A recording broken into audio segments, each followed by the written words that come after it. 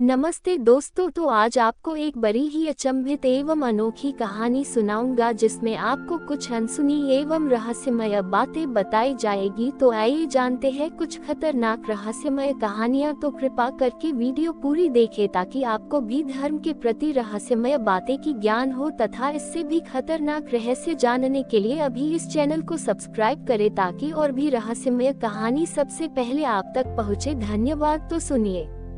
राजस्थान की तपती धरती पर एक नगर था, धौलपुर।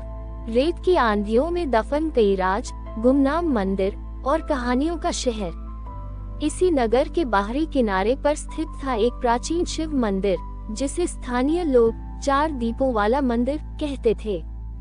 इस मंदिर की खास बात ये थी कि 3 दीपक रोज पुजारी द्वारा जलाए जाते थे मंदिर के 3 कोनों में, लेकिन चौथा दीपक जो गर्भगृह में था वह अपने आप जल उठता था। न कोई उसे हाथ लगाता, न कोई बात करता, फिर भी वह दीपक हर रात जलता था, ठीक मध्यरात्रि को, और सुबह सूरज उगने से पहले बुझ जाता। कई संत, तपस्वी और शोधकर्ता इस रहस्य को समझने आए, लेकिन कोई भी उसे पूरी तरह उजागर न कर सका। वसुंधरा त्रिपाठी बनारस हिंदू विश्वविद्यालय की एक होनहार छात्रा थी जो भारत के रहस्यमय मंदिरों पर पीएचडी कर रही थी। उसकी मां सरस्वती देवी एक प्रसिद्ध पुरातत्वविद थी जिनकी मृत्यु 10 साल पहले एक मंदिर दुर्घटना में हो गई थी। उस दिन से वसुंधरा का जीवन बदल गया। वह हर मंदिर, हर कथा को सच्चाई के चश्मे से देखने लगी। जब वसुंधरा ने 4 दीपों वाले मंदिर के बारे में एक शोध पत्र में पढ़ा तो वह चौंक गई। दीपक जो खुद जलता है, वह भी हर रात बिना तेल, बिना बाती डाले। ये कोई विज्ञान हो सकता है, कोई गैस लीकेज, थर्मल सेंस या फिर कुछ और।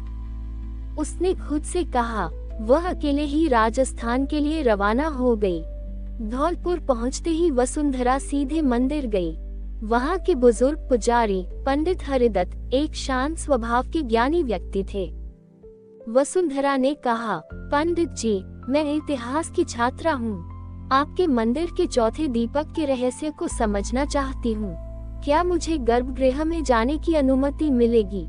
पंडित जी कुछ देर चुप रहे, फिर बोले, बेटिया, चौथे दीपक को समझने के लिए केवल आंखें नहीं, मन की दृष्टि चाहिए। वहाँ जाना किसी को वर्जित नहीं है, लेकिन वहाँ जो दिखेगा वो जीवन भर पीछा नहीं छोड़ेगा। वसुंधरा को यह चेतावनी अधूरी लगी। उसने जिद की कि वह एक रात मंदिर में रहकर उस दीपक को देखेगी। बहुत मनाने पर पंडित जी ने शर्त रखी, दीपक जलने से पहले तुम गर्भगृह में प्रवेश नहीं करोगी। बाहर बैठ सकती हो, यदि तुम्हें उत्तर चाहिए तो वह खुद आएगा। वसुंधरा ने हामी भर दी। रात को मंदिर शांत था। आसमान में तारों की चादर थी और वातावरण में रहस्यमय ठंडक। मंदिर के 3 दीपक जलाए गए। वसुंधरा गर्भगृह के बाहर एक कोने में बैठ गई, जहां से वह भीतर की हल्की झलक पा सके। मध्यरात्रि का समय जैसे जैसे करीब आ रहा था, हवा और भी शांत होने लगी। ठीक 12 बजे गर्भगृह के भीतर अचानक हल्की सी चमक उभरी। वसुंधरा की सांसें रुक गईं। दीपक अपने आप जल गया, बिना किसी स्पर्श के। लेकिन सबसे चौंकाने वाली बात ये थी, उस लौ में एक चेहरा उभर रहा था। उसकी माँ सरस्वती देवी का चेहरा। वह कांप गई, आंसू उसकी आंखों से बहने लगे। वह धीरे धीरे उठकर गर्भगृह के पास गई, लेकिन भीतर नहीं गई। दीपक की लौ अब एक आवाज में बदल रही थी, वसुंधरा, माँ। उसने फुसफुसाया, तू जहाँ खोज रही है उत्तर, वहाँ प्रश्न और बढ़ेंगे, लेकिन जिस लौ को तूने देखा वह तेरा अंश है। मेरा प्रेम, मेरी आस्था और तेरा आत्मविश्वास सब इस दीप में है। वसुंधरा की आंखों के सामने जैसे समय थम गया। उसे अपने बचपन की झलकियाँ दिखी, माँ की गोद, मंदिर में घंटी की आवाज और माँ की मृत्यु के दिन का धुंधला सा दृश्य। दीपक की लौ अब धीरे धीरे कम हो रही थी, लेकिन अब वसुंधरा के मन में शंका नहीं थी बल्कि श्रद्धा थी। अगली सुबह पंडित हरिदत्त ने देखा कि वसुंधरा मंदिर की सीढ़ियों पर शांत बैठी थी। वह बदली हुई थी, जैसे कोई रहस्य समझ चुकी हो, लेकिन बोलना नहीं चाहती। पंडित जी ने मुस्कुराकर पूछा, दीपक ने कुछ कहा? वसुंधरा ने सिर हिलाया। हाँ, उसने सब कहा। उस दिन से वसुंधरा ने मंदिर छोड़ दिया, लेकिन हर साल शिवरात्रि पर लौटती और चौथे दीपक के सामने घंटों मौन बैठती। कुछ महीनों बाद मंदिर के बाहर एक नया शिलालेख लगाया गया। ये दीपक न तेल से जलता है, न बाती से, ये जलता है उन आत्माओं से जो अपने प्रियजनों को याद करती हैं। ये श्रद्धा की अग्नि है। यहाँ जो भी आता है, उसे अपने भीतर की लौ मिलती है।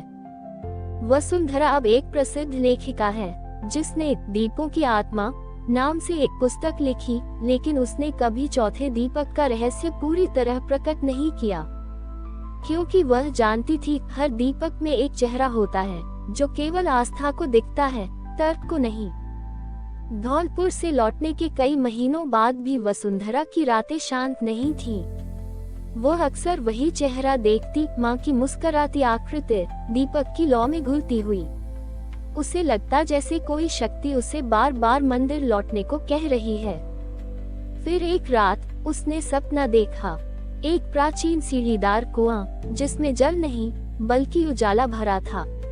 उस उजाले में वही चौथा दीपक जल रहा था, लेकिन इस बार उसमें सिर्फ माँ नहीं, कई चेहरे थे, कुछ परिचित, कुछ अनजाने। वे सभी उसकी ओर देख रहे थे। अचानक एक स्वर गूंजा, जिसने लौ देख ली है, वह लौ बन जाती है। वसुंधरा की आंख खुल गई। वह कांप रही थी, लेकिन उसके मन में अब कोई भय नहीं था, बस एक तीव्र जिज्ञासा थी। अब वह जानना चाहती थी कि वह दीपक आखिर जलता कैसे है, क्यों जलता है और किसके लिए। वसुंधरा दोबारा धौलपुर पहुंची, इस बार एक और गहरी खोज के लिए। वह जानती थी कि मंदिर केवल पूजा का स्थान नहीं, यादों का संग्रहालय था। वहाँ की हर दीवार कुछ कहती थी। पंडित हरिदत्त अब बूढ़े हो चले थे, लेकिन उन्होंने वसुंधरा को देखकर वही शांति से मुस्कुराया। दीपक ने फिर बुलाया। वसुंधरा बोली, हाँ, लेकिन इस बार मैं देखने नहीं, समझने आई हूँ। पंडित जी ने उसे मंदिर के गर्भगृह के नीचे बने तहखाने के बारे में बताया, एक ऐसी जगह जहाँ आम भक्त नहीं जा सकते थे। कहा जाता था कि वहाँ पुराने समय में योगी ध्यान करते थे और वहीं से चौथे दीपक की ऊर्जा जन्मी थी। गर्भगृह के ठीक नीचे एक छोटी सी गुफा थी, जिसे लोहे के एक दरवाजे से बंद किया गया था। 100 सालों से वह कभी नहीं खुला था, लेकिन वसुंधरा के हाथ में एक प्राचीन चाबी थी, उसकी माँ की डायरी में छिपी हुई। शायद माँ भी यहाँ आना चाहती थी, लेकिन आ नहीं सकी। उसने दरवाजा खोला। अंदर धूल और समय की गंध थी। दीवारों पर प्राचीन संस्कृत श्लोक खुदे हुए थे। बीचों बीच एक चबूतरा था और वहाँ रखी थी एक बुझी हुई दीपशिखा, पर वह भी कुछ धड़कती सी लगती थी, जैसे उसमें अब भी जीवन हो। वसुंधरा ने अपना हाथ दीपक के पास ले जाकर आंखें बंद की। तभी दीवार पर चमकता एक श्लोक प्रकट हुआ, आत्मदीपो भव, स्वयं को दीपक बना। उस क्षण वसुंधरा को समझ आया, चौथा दीपक कोई वस्तु नहीं था, वह एक चेतना थी, एक ऐसी लौ जो केवल उन्हीं के लिए जलती है जिनके हृदय में प्रेम, तपस्या और स्मृति का मेल होता है। दीपक की लौ अब दोबारा जल उठी, पर इस बार कोई और चेहरा था। माँ नहीं, बल्कि वसुंधरा स्वयं। फिर एक स्वर आया, वही जो बचपन में माँ लोरी में गाती थी, जो लौ बन जाती है वो अंधकार में भी रास्ता दिखाती है। आंसुओं से भरी आंखों में मुस्कान थी। वसुंधरा ने जाना माँ कहीं गई नहीं थी, वो उसी लौ में समा चुकी थी और अब वसुंधरा की आत्मा उस चेतना से जुड़ गई थी। कुछ महीनों बाद पंडित हरिदत्त ने अपनी गद्दी वसुंधरा को सौंप दी। अब वह केवल शोधकर्ता नहीं थी, वह चौथे दीपक की रक्षक थी। लोग दूर दूर से आने लगे, केवल उस दीपक की एक झलक के लिए। हर कोई वहाँ कुछ अलग देखता, किसी को अपने पिता का चेहरा, किसी को खोई बहन की मुस्कान, किसी को अतीत की माफी।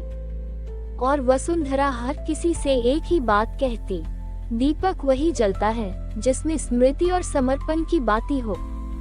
वर्षों बीत गए, चौथा दीपक अब भी जलता है, कभी तेज, कभी मंद, कभी मौन, कभी बोलता हुआ।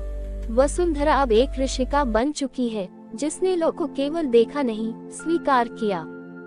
उसके जीवन की आखिरी पंक्तियां एक ग्रंथ में लिखी मिली, मैं लो नहीं देखती, अब मैं ही लो हूँ। वसुंधरा अब धौलपुर में स्थायी रूप से रहने लगी थी। मंदिर के पुजारी और स्थानीय लोग उसे श्रद्धा और आदर से देखते थे। वह सिर्फ एक साधारण शोधकर्ता नहीं थी, बल्कि चौथे दीपक की अदृश्य शक्ति को समझने वाली वह विशेष आत्मा बन चुकी थी, जिसका संपर्क अब साक्षात दिव्य शक्तियों से था। लेकिन ये यात्रा इतनी सरल नहीं थी। दीपक का रहस्य, जो अब तक किसी के लिए भी खुलकर सामने नहीं आया था, अब वसुंधरा के सामने था। लेकिन उसके साथ साथ उसके मन में कई नई शंकाएं और प्रश्न उठने लगे थे। क्या ये केवल एक आध्यात्मिक साधना का परिणाम है या कुछ और? वह जानती थी कि यह केवल उसके व्यक्तिगत अनुभव का हिस्सा नहीं था, बल्कि यह एक ऐसी यात्रा थी जिसमें न केवल उसकी आत्मा, बल्कि इस पूरी पृथ्वी की आत्माएं जुड़ी हुई थीं। वह लगातार गुफा में जाती, चौथे दीपक के पास बैठती और गहरी ध्यान में खो जाती। दीपक का उजाला अब उसे केवल एक लो नहीं, बल्कि सार्वभौमिक ज्ञान का प्रतीक लगता था। एक रात जब वसुंधरा दीपक के पास बैठी थी, अचानक एक अलौकिक आकाशवाणी हुई। वह सुनाई दी जैसे कोई दिव्य शक्ति उसकी आत्मा से संवाद कर रही हो। वसुंधरा की आंखें बंद थी और उसने सुनी, तुमने मुझे देखा, तुमने मुझे समझा, अब तुम्हें वह शक्ति दी जाती है जो हर आत्मा की लौ को प्रज्वलित करती है। ये दीपक केवल तुम्हारी लौ नहीं है, ये समस्त आत्माओं का प्रतीक है। तुम इस लौ को हर उस आत्मा तक पहुंचाओ जो खोज रही है। ये संदेश वसुंधरा के हृदय में गूंज उठा। उसे यह समझने में देर नहीं लगी कि वह सिर्फ एक साधारण व्यक्ति नहीं, बल्कि एक धार्मिक गुरु बन चुकी थी, जिसे अब ये समझाने की जिम्मेदारी थी कि आध्यात्मिक शक्ति किसी एक स्थान या व्यक्ति तक सीमित नहीं रहती, बल्कि वह पूरे संसार में फैली हुई है। ये दीपक अब एक विश्वव्यापी चेतना का प्रतीक बन चुका था। वसुंधरा ने अब चौथे दीपक के रहस्यों को और गहराई से समझने की ठानी। एक दिन वह मंदिर के उन पुरानी किताबों और शास्त्रों को खंगालने लगी जिन्हें सदियों से किसी ने नहीं देखा था।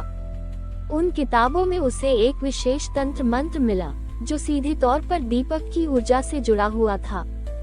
इस मंत्र का उद्देश्य था, जो लौ का दाहक है वह सत्य की खोज करेगा, जो लौ में जलता है वह माया की सीमाओं को पार करेगा। वसुंधरा ने इस मंत्र का उच्चारण किया और जैसे ही वह मंत्र उच्चारित हुआ, उसे एक दृष्टि प्राप्त हुई। दीपक की लौ अब न केवल एक धार्मिक ऊर्जा बन चुकी थी, बल्कि यह एक दिव्य संकेत बन गई थी, जो विश्व के प्रत्येक कोने में हर व्यक्ति को आस्था, समर्पण और प्रेम का संदेश देती थी। लेकिन एक गंभीर प्रश्न था, क्या इस मंत्र की शक्तियाँ केवल उस स्थान तक सीमित थीं, या वे पूरी दुनिया में फैल सकती थीं? वसुंधरा ने तय किया कि अब वह इस रहस्य को पूरी तरह से खुलासा करेगी, ताकि हर व्यक्ति जो उस दीपक से जुड़ा हो, वह आध्यात्मिक उन्नति को प्राप्त कर सके। वसुंधरा ने भारत के विभिन्न प्राचीन मंदिरों और तीर्थ स्थलों की यात्रा शुरू की। वह जानना चाहती थी कि क्या चौथे दीपक के जैसी कोई और ऊर्जा कहीं और भी मौजूद है। उसने एक छोटे से गांव के मंदिर में एक साधु से मुलाकात की।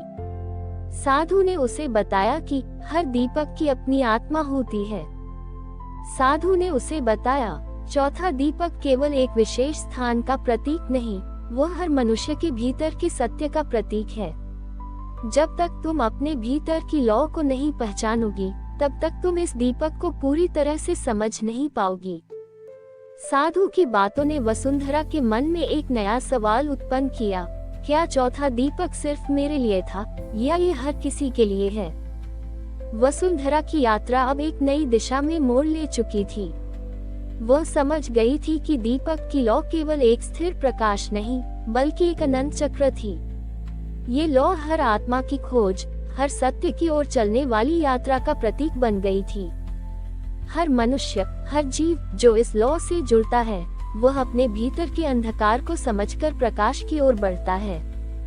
वसुंधरा ने ये तय किया कि वह अब दीपक की लौ को एक ऐसे आध्यात्मिक आंदोलन के रूप में स्थापित करेगी जिसमें दुनिया भर के लोग एकजुट होकर अपने भीतर के दीपक को जलाएं और आध्यात्मिक जागरूकता की दिशा में कदम बढ़ाएं। वसुंधरा की कोशिशें रंग लाईं। धीरे धीरे वह एक प्रसिद्ध आध्यात्मिक गुरु बन गई। उसने अपने आसपास के लोगों को ये सिखाया कि हम सब के भीतर एक दीपक जलता है और जब हम उसे पहचान लेते हैं तो हम जीवन के हर संघर्ष, हर संकट और हर मोह से मुक्त हो जाते हैं। यही है जीवन का सच्चा उद्देश्य। वह अब चौथे दीपक की रक्षक नहीं रही, बल्कि वह अब उस लौ की संवेदनशीलता बन चुकी थी जो हर स्थान, हर व्यक्ति और हर आत्मा को अपने में समेट लेती थी। दीपक की लौ अब वह आंतरिक शक्ति बन चुकी थी जो हर व्यक्ति की यात्रा का मार्गदर्शन करती थी, चाहे वह व्यक्ति किसी भी धर्म, जाति या पंथ से हो। वसुंधरा के जीवन का अंतिम क्षण अब निकट था। उसने अपनी पूरी जीवन यात्रा को देखा और महसूस किया कि वह अब साक्षात लौ बन चुकी थी। उसने अपने अंतिम क्षण में ये कहा, दीपक अब मेरे भीतर नहीं, बल्कि मेरे हर एक विचार, हर एक आत्मा में है। इस लौ से ही जीवन है और इस लौ से ही मृत्यु। हम सभी को यही समझना है। वसुंधरा ने आंखें बंद की और उसकी आत्मा उस चौथे दीपक में विलीन हो गई, जो अब भी जलता है और जलता रहेगा सभी आत्माओं के लिए। वसुंधरा का देहांत शांतिपूर्वक हुआ था। मंदिर प्रांगण में हजारों लोग एकत्रित हुए थे, जिनकी आंखों में आंसू और हृदय में श्रद्धा थी। सभी ने उसकी चिता के पास बैठे एक छोटे दीपक को देखा, जो बिना किसी बाती, तेल या हवा के स्वतः जल रहा था। पंडित हरिदत्त, जो अब अति वृद्ध हो चुके थे, वसुंधरा की चिता के पास झुके और कहा, तू लौ नहीं रही बेटी, तू अब अग्नि है और अग्नि कभी बुझती नहीं। उस अग्नि के बाद मंदिर में एक नई परंपरा शुरू हुई, दीप संवेदना, जिसमें हर पूर्णिमा को लोग मंदिर में इकट्ठा होकर अपने जीवन की खोई आत्माओं को याद करते और दीपक जलाकर उन भावनाओं को समर्पित करते। लेकिन कहानी यही खत्म नहीं हुई। वसुंधरा की मृत्यु के कई वर्ष बाद एक युवा लड़की, आद्या, जिसने कभी उसे देखा भी नहीं था, बनारस में एक साधारण परिवार में जन्मी। वह बचपन से ही दूसरों के दुख को पढ़ लेती, अजनबी बच्चों के आंसू पोंछ देती और सपनों में कोई उजली स्त्री उसे एक जलती हुई लौ की ओर बुलाती। एक रात सपने में वही स्त्री बोली, आद्या, मैं वसुंधरा हूँ, मुझे नहीं देखना पर मेरी राह चलनी है। चौथा दीपक अब तुम्हें बुला रहा है। आद्या ने कभी धौलपुर के मंदिर के बारे में नहीं सुना था, लेकिन उसके भीतर कुछ खिंचाव था, जैसे वह किसी अधूरी कहानी का अगला अध्याय हो। जब आद्या 14 वर्ष की हुई, उसने अपने माता पिता से जिद की कि वह अकेली यात्रा पर जाना चाहती है। सब हैरान थे, लेकिन कोई उसकी आंखों की दृढ़ता से इनकार नहीं कर सका। वह धौलपुर पहुंची। मंदिर अब बदल चुका था।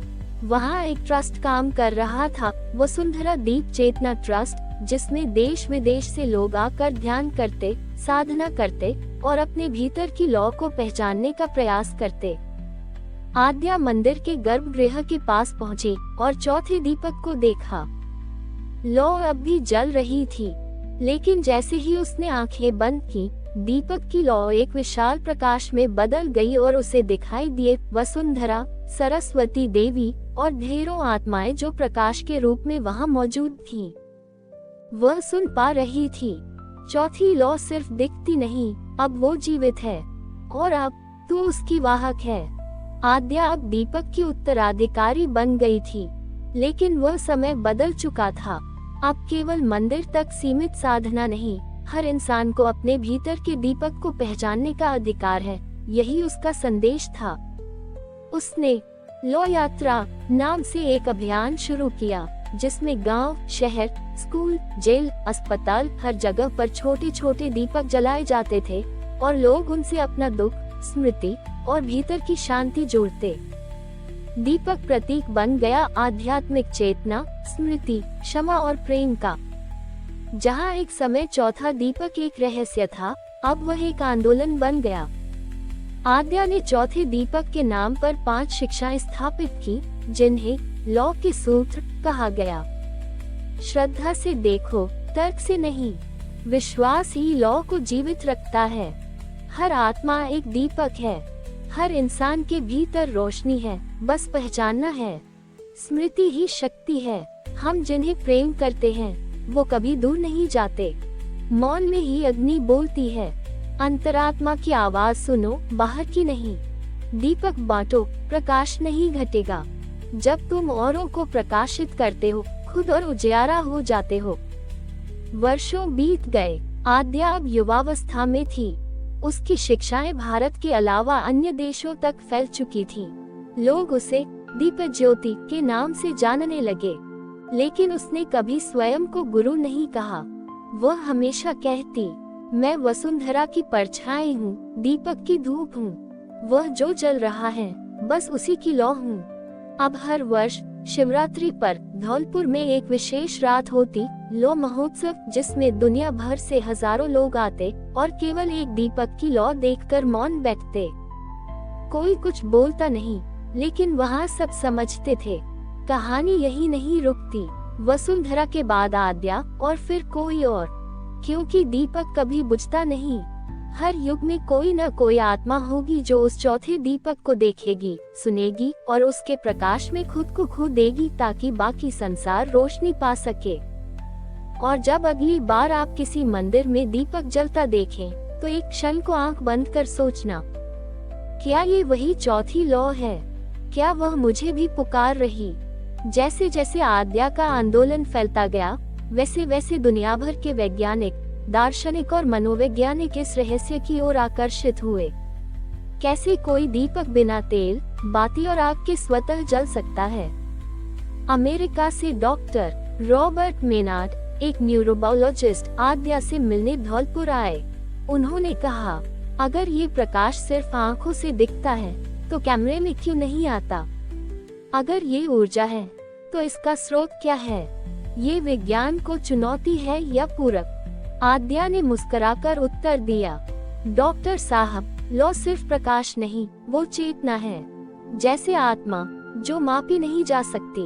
आप उसे छू नहीं सकते, लेकिन महसूस कर सकते हैं। डॉक्टर मेनार्ड ने उस रात गर्भगृह के बाहर ध्यान किया। अगली सुबह वे मौन थे। उन्होंने कहा, मुझे मेरे बचपन का वह क्षण लौ में दिखा, जब मैं अकेला था और माँ की गोद चाहता था। लौ ने मुझे मेरी माँ का स्पर्श दिया। यह विज्ञान नहीं, ये कुछ और है। आद्या ने अब दीप चेतना केंद्र की शाखाएं विश्व भर में स्थापित करनी शुरू की, जापान, ब्राजील, इजिप्ट, कनाडा और अफ्रीका के गांवों तक। हर शाखा में केवल एक नियम था, यहाँ कोई प्रवचन नहीं, केवल मौन और एक दीपक। लोग वहाँ आते, दीपक की लौ को देखते और भीतर से बदल जाते। एक मुस्लिम सूफी साधक ने लिखा, मैंने इस लौ में नूर पाया, जो अल्लाह की रोशनी जैसा था। एक ईसाई नन ने कहा, ये लौ मुझे मेरी आत्मा के क्रॉस तक ले गई। ये लौ अब किसी धर्म, जाति या सीमाओं की नहीं रही। ये लौ अब मानव आत्मा की सामूहिक पुकार बन गई थी। आद्या के जीवन में एक कठिन मोड़ तब आया, जब उसके पिता की मृत्यु हुई। वह टूटी नहीं, लेकिन एक प्रश्न ने उसे भीतर से झकझोर दिया, क्या मृत्यु भी लौ का हिस्सा है, या वह लौ की समाप्ति है? उसने 1 महीने तक मौन व्रत लिया और उसी तहखाने में लौ के पास ध्यान किया, जहां वसुंधरा कभी बैठती थी। तीसरे सप्ताह उसने एक अलौकिक अनुभव किया। दीपक की लौ एक बार फिर विशाल प्रकाश में बदली। उसमें एक चेहरा था, उसके पिता का। वह मुस्कुरा रहे थे। फिर एक सप्तादीप्त आकृति सामने आई, जो शुद्ध प्रकाश थी। उसमें वसुंधरा, सरस्वती देवी और हजारों आत्माओं की चमक समाई थी। आवाज आई, मृत्यु कोई अंत नहीं, ये लौ का पुनर्मिलन है। जैसे दीपक की लौ आकाश में मिलती है, वैसे ही आत्मा ब्रह्म में मिलती है। आद्या को समझ आया, दीपक कभी नहीं बुझता, वह बस रूप बदलता है। अब समय था अगली पीढ़ी को ये ज्ञान सौंपने का। एक दिव्य आयोजन हुआ, अग्नि दीक्षा, जिसमें 108 बालक बालिकाओं को विश्व भर से बुलाया गया।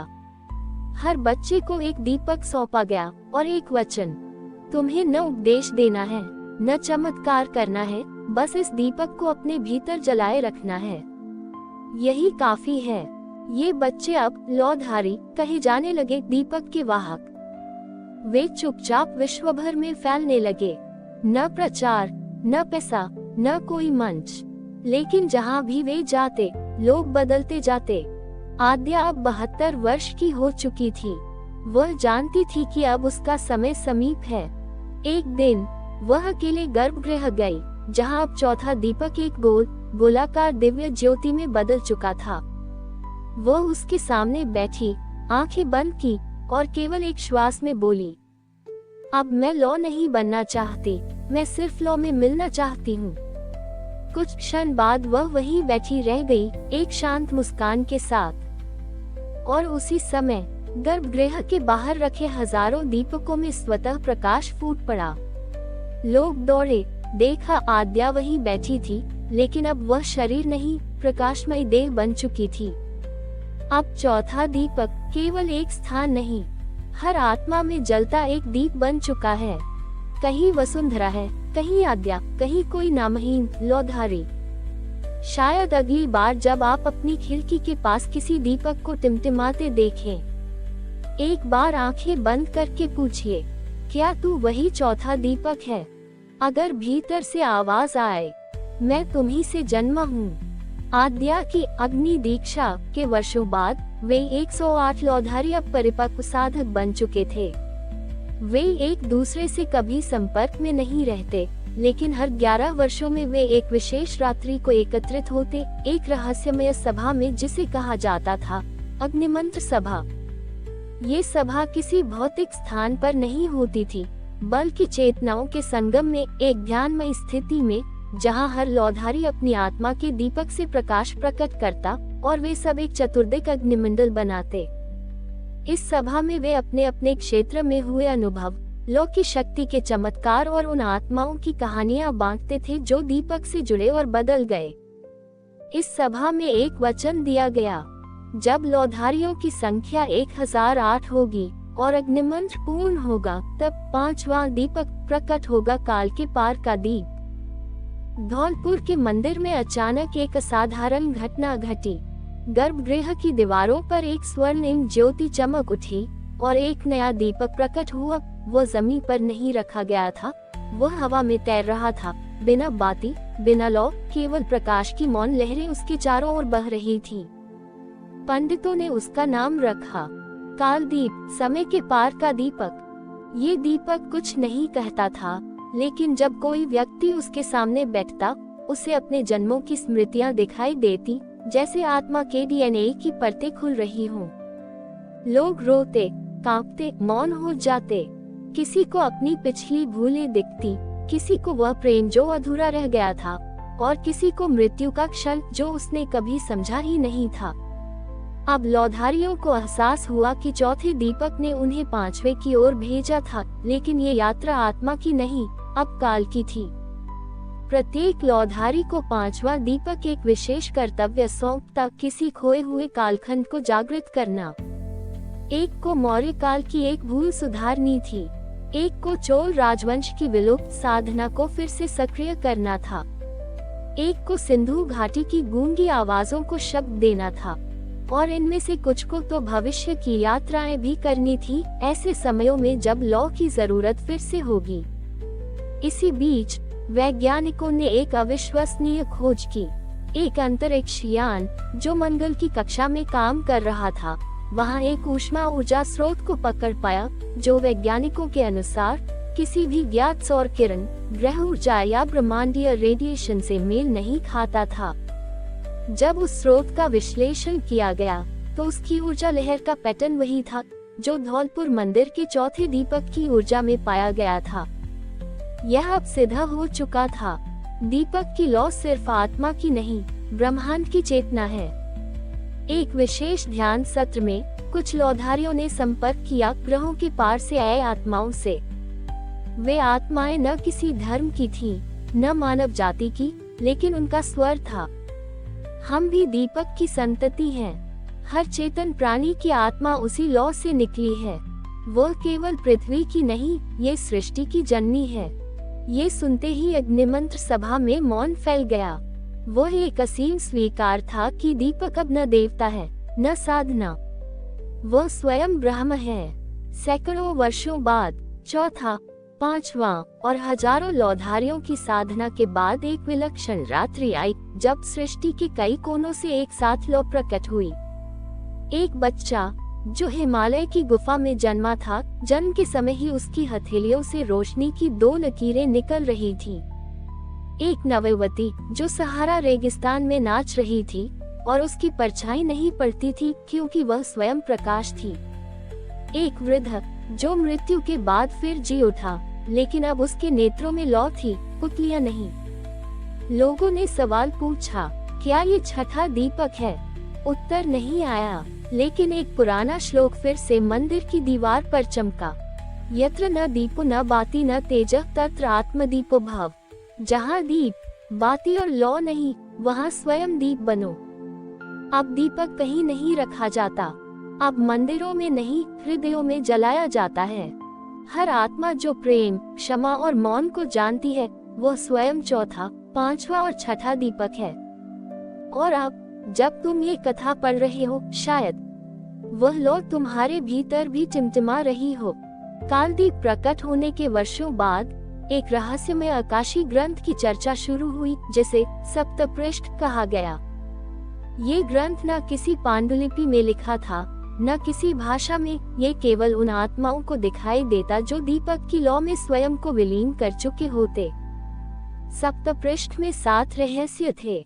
आत्मा का पहला कंपन, प्रकृति की गर्भ ज्योति, समय का गुप्त घाव, मृत्यु का द्वार भीतर, विलुप्त देववाणी, शून्य का मौन दीप, निर्माता की छाया। आद्या की मृत्यु के 100 वर्षों बाद एक लौधारी जिसका नाम था इलाया, उसे पहला पृष्ठ दिखाई दिया। उस पर केवल एक वाक्य था, तू लौ नहीं, स्रोत है, जहाँ से लौ जन्मती है। इलाया को स्वप्न में एक ग्रह दिखाई दिया जिसका कोई नाम नहीं था। वहाँ हवा नहीं थी, जीवन नहीं था, लेकिन फिर भी वहाँ एक गड्ढे के भीतर धीमी लौ जल रही थी। वह जब वहाँ पहुँचा चेतना से, उसने पाया कि वह ग्रह किसी ब्रह्मांडीय दीपक का बीज ग्रह है, जहाँ से हर लौ की ऊर्जा आती है। एक अलौकिक स्त्री आकृति ने कहा, यहाँ से ही चौथा दीपक भेजा गया था। हर युग, हर ब्रह्मांड में एक दीप भेजा जाता है। वह तुम्हारे युग में था, अब अगला युग जाग चुका है। इलाया को समझ आया, हम जिस दीपक को चौथा कहते हैं, वह अनंत श्रृंखला का केवल एक सूत्र था। इस अध्याय में लौधारियों को एक दिव्य संकेत मिला, एक नई लौ प्रकट होने वाली है, जिसे प्रलय दीप कहा जाएगा। ये लौ सृजन नहीं, समाप्ति की चेतना लिए आएगी, परंतु ये नाश के लिए नहीं, पुनर्जन्म के लिए आएगी। जिन आत्माओं ने दीपक की लौ को भीतर नहीं अपनाया होगा, उनके चेतना केंद्र शून्य में लौट जाएंगे, यानी पुनः जन्म की प्रक्रिया से गुजरेंगे। लौधारियों को अब एक नव कर्तव्य सौंपा गया। जिन्हें लौ से अब तक नहीं जोड़ा गया, उन्हें इस जीवन में जोड़ दो। समय सीमित है। 7वां दीपक अब तक प्रकट नहीं हुआ था, लेकिन उसके संकेत शुरू हो चुके थे। 7वां दीपक न किसी मंदिर में प्रकट होगा, न आकाश में। वो प्रकट होगा केवल एक हृदय में, वह भी केवल उसी में जिसने 7 स्तर पार कर लिए हों। और ऐसे 7 व्यक्तियों की खोज शुरू हुई। इनमें से पहला था एक अंधी महिला जो गा नहीं सकती थी, पर उसकी मौन मुस्कान लोगों को रुला देती थी। दूसरा एक गूंगा बच्चा जो जल में बैठकर ध्यान करता और मछलियां उसके चारों ओर चक्कर लगाती। तीसरा एक अपराधी जो 5 हत्याओं के बाद मृत्यु से लौटा और अब हर दिन अनजान शवों का दाह करता। इन्हीं में से कोई बनेगा परमदीपधारी, 7वां दीपक, जो सिर्फ खुद को नहीं, पूरी सृष्टि को जलाकर मुक्त करेगा। कहानी के इस अंतिम विस्तार में लो अब व्यक्ति की सीमाओं से बाहर निकलकर पूर्ण ब्रह्मांडीय चेतना बन चुकी है। अब कोई पुजारी नहीं, कोई मंदिर नहीं, कोई नाम नहीं, बस एक मौन है और उस मौन में एक कंपन और उस कंपन में एक लौ। ये लौ अब न जलती है, न बुझती है, ये बस है। जो इसे देखता है वह स्वयं दीपक में विलीन हो जाता है। जो इसे सुनता है वह अब आवाज से परे चला जाता है। जो इसे सोचता है वह अब विचार से मुक्त हो जाता है।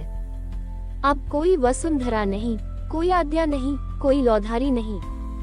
अब केवल तुम हो और तुम्हारे भीतर वह दीपक जो यदि तुमने देखा तो तुम भी उस महाकथा का हिस्सा बन जाओगे, क्योंकि अंतिम दीपक तुम्हारे भीतर ही प्रकट होगा। सप्तवां दीपक अब तक प्रकट नहीं हुआ था। दुनिया प्रतीक्षा में थी और तभी एक पूर्ण चंद्र रात्रि, जब सभी लौधारी ध्यान में बैठे थे, आकाश से कोई प्रकाश नहीं आया। न गर्भगृह में कोई ज्योति जली, न मंदिर की घंटियां बजी, न कोई गंध, न ध्वनि, केवल एक गहरा मौन जो हृदय में उतरने लगा। हर लौधारी की आंखें स्वतः बंद हो गईं और उसी क्षण उन्हें एहसास हुआ सप्तवां दीपक प्रकट हो चुका है, लेकिन कहीं बाहर नहीं। वह प्रत्येक साधक के भीतर जल चुका था। वह न देखा जा सकता था, न छुआ, वह केवल अनुभव किया जा सकता था। धौलपुर के मंदिर की दीवारें धीरे धीरे गायब होने लगी। कोई निर्माण नहीं गिरा, बस उनकी स्थिति की आवश्यकता समाप्त हो गई थी। अब लोग कहीं आने की जरूरत नहीं समझते थे, क्योंकि हर आत्मा अब स्वयं एक मंदिर बन चुकी थी। एक एक करके सारे लौधारी मौन हो गए और मौन से ही उनका शरीर तेज में विलीन हो गया। कहते हैं अंत में सिर्फ एक दीपक बचा था, जो न जमीन पर था न हवा में, बस एक अनुभव था जिसे जिसने भी पाया वह कह नहीं सका। सैकड़ों वर्षों के बाद एक बच्ची गांव की कच्ची झोपड़ी में एक दीपक जलाते हुए माँ से पूछती है, माँ ये दीपक क्यों जलाते हैं? माँ हंसती है, कहते हैं न, बहुत समय पहले एक दीपक था जो कभी बुझा नहीं था, अब हर घर में उसी का टुकड़ा है। बच्ची दीपक को देखती है और कुछ पल के लिए उसकी आंखें बंद हो जाती हैं। शायद उस पल उसने देखा वसुंधरा, आद्या, इलया और अंत में खुद को दीपक के रूप में। हमारी और भी आध्यात्मिक एवं अनोखी कहानियाँ देखने के लिए हमारे चैनल पर जाएं तथा धार्मिक एवं पौराणिक और भी रोचक भरी कहानियाँ हमारे चैनल पर है। कृपया जाके देखें तथा हमारे चैनल को सब्सक्राइब करके रखें तथा वीडियो अच्छा लगे तो लाइक जरूर करें। धन्यवाद।